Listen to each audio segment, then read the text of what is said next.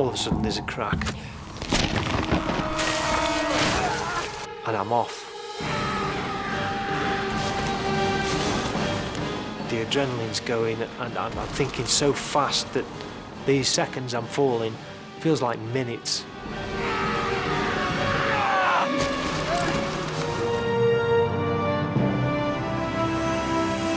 For me, the mountain environment is a very special and beautiful place.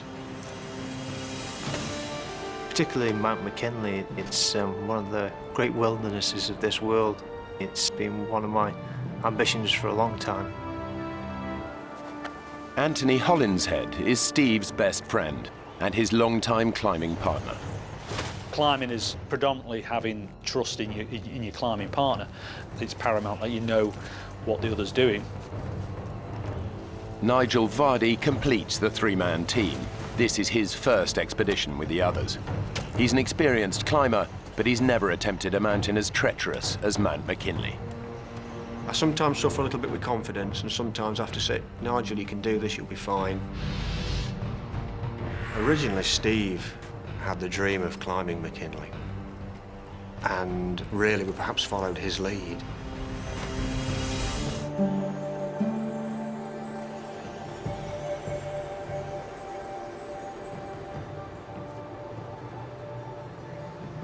Come on, fellas.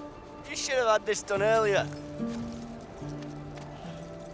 He said, run for the summit, stick the flag on, get the photographs, and back down again. To get to the summit and back before nightfall, they need to travel light. They leave the tent and most of their equipment behind. They've now reached an area known as the football field, a flat plateau just below the summit. But the weather is changing. As we walked across the top of the football field, the wind started to increase rapidly.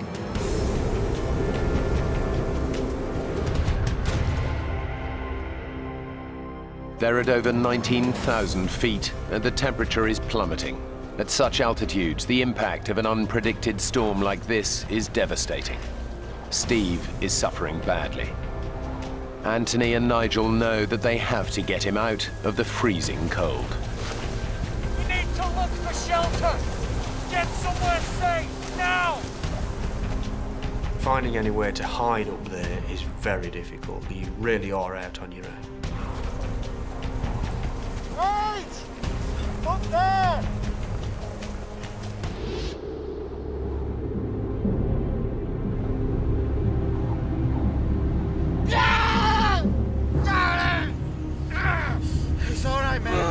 It's all right. Just calm down. I'm here, all right? So shh. We got to radio for help. Get them to send help. We'll never get Steve down on our own, not in the state that he's in. We've got no choice. I don't know. He's still shivering and moving. That's a really good sign. Nigel and Anthony know that Steve would want to carry on, but they now must decide if they should call off the climb and send out a mayday call.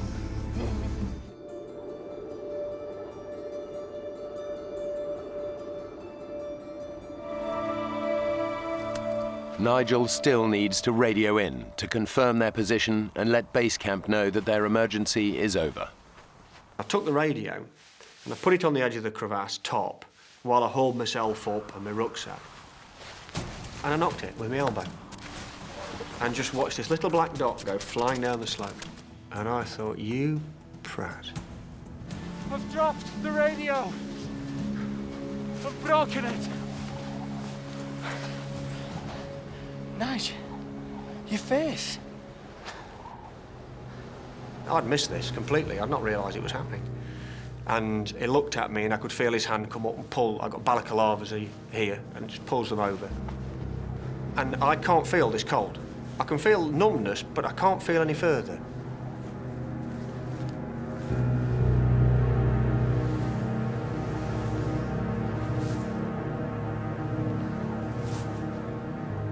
I look at Nigel and I'm shocked. He's in a terrible state. The swelling on Nigel's face has forced his eyes shut. He's becoming weaker and confused, slower with every step.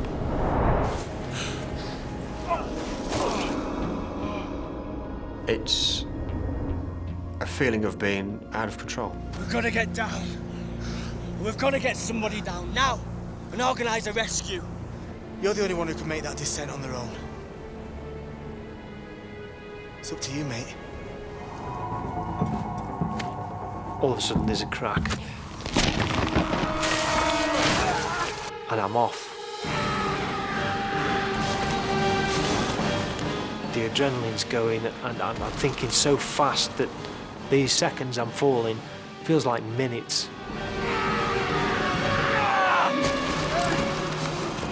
There's absolutely no way I can plant this ice axe to stop my fall. It would just rip my arm out of the socket. I need to stop.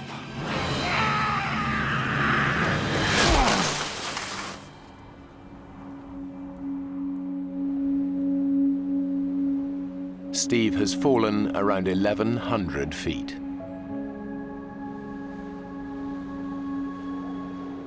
Steve is desperate to press on for help. He must splint his leg to keep going. I tie my ice axe around my leg to try and support it.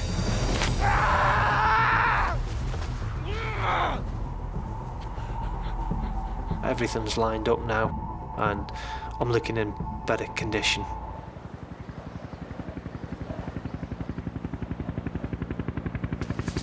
Nigel?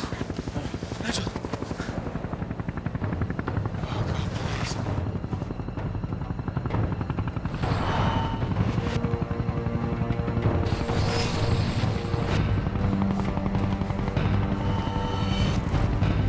Nigel, look!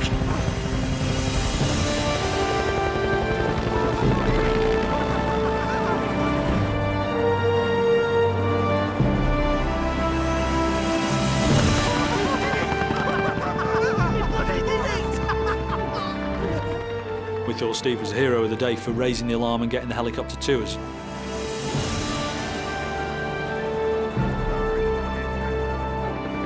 At 19,500 feet, this is still the highest helicopter rescue on record in North America.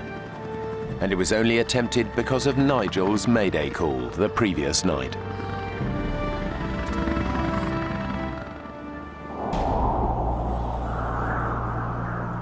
Climber Steve Ball has had an horrific fall on Mount McKinley. He's been stranded for 15 hours with terrible injuries in unbelievable cold. His fellow climbers, Anthony and Nigel, have been rescued. All he can do now is hope someone finds him before he dies. Steve! His friends have no idea that Steve is still lost on the mountain.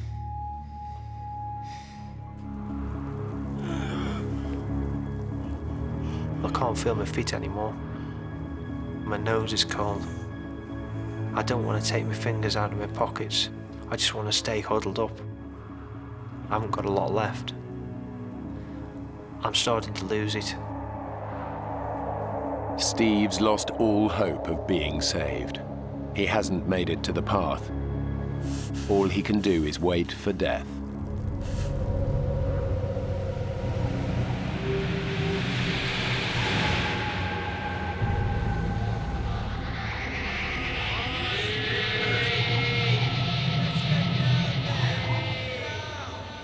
I'm hearing voices,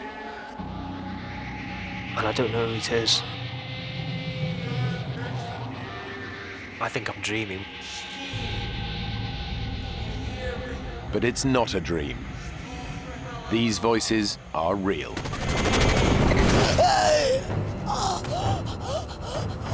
Tom, on the radio, quick. I know these voices, and I know I'm being rescued. I know I can't be dreaming it because I'm feeling the pain, and you don't feel pain when you're dreaming. I'm awake.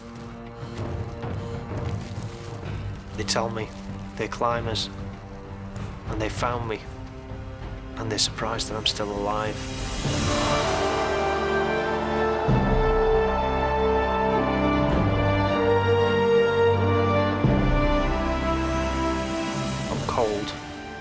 but I'm alive and I'm going to stay alive. I want to go home.